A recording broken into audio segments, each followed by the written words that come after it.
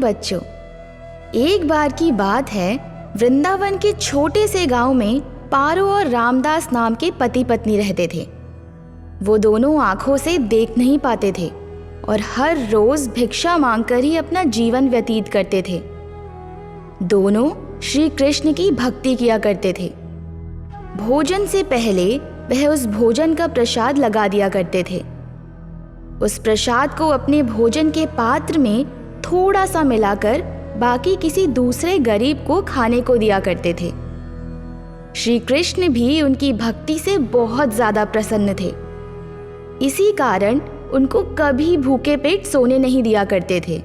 एक बार की बात है, चारों ओर जन्माष्टमी की धूम मची थी।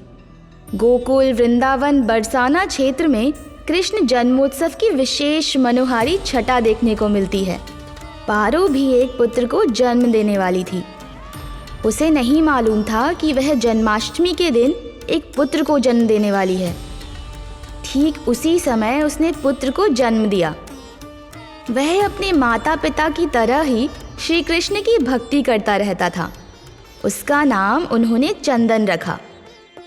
वह नाम के अनुसार ही शांत और शीतल स्वभाव का था।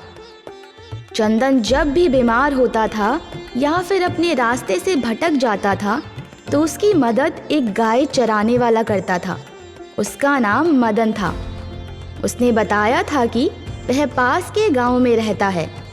जब भी चंदन के परिवार पर कोई विपत्ति आती तो मदन सदैव रखवाला बनकर खड़ा रहता।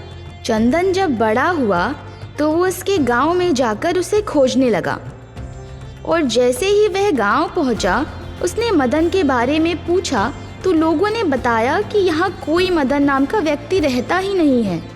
उसके बाद चंदन ने इस रहस्य का पता लगाने का मन बना लिया। चंदन उसे ढूंढता रहा परंतु उसे मदन नहीं मिला। फिर एक बार चंदन की माँ को बहुत ज़्यादा बुखार हो गया था। वह लगभग मरने ही वाली थी। तब मदन उसके घर सहायता के लिए आया और शाम होते ही अपने गांव की ओर लौटने लगा। उस समय चंदन उसका पीछा कर रहा था और चोरी चोरी दूर से उसे देख रहा था।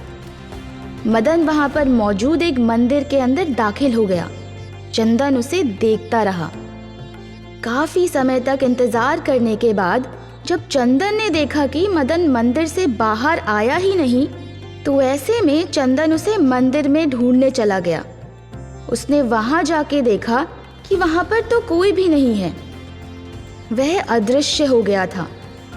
वहां पर केवल भगवान श्री कृष्ण जी की मूर्ति थी। चंदन समझ गया कि वह मदन और कोई नहीं, स्वयं श्री कृष्ण जी ही हैं, जो उसके परिवार की हर मुसीबत में रखवाली करते हैं। तो प्यारे बच्चों, आपको ये कहानी कैसी लगी हमें बताना ना भूलें और ऐसी ही धार्मिक कथाएं सुनने के लिए हमारा चैनल संस्कृति टीवी सब्सक्राइब करना ना भूलें। धन्यवाद।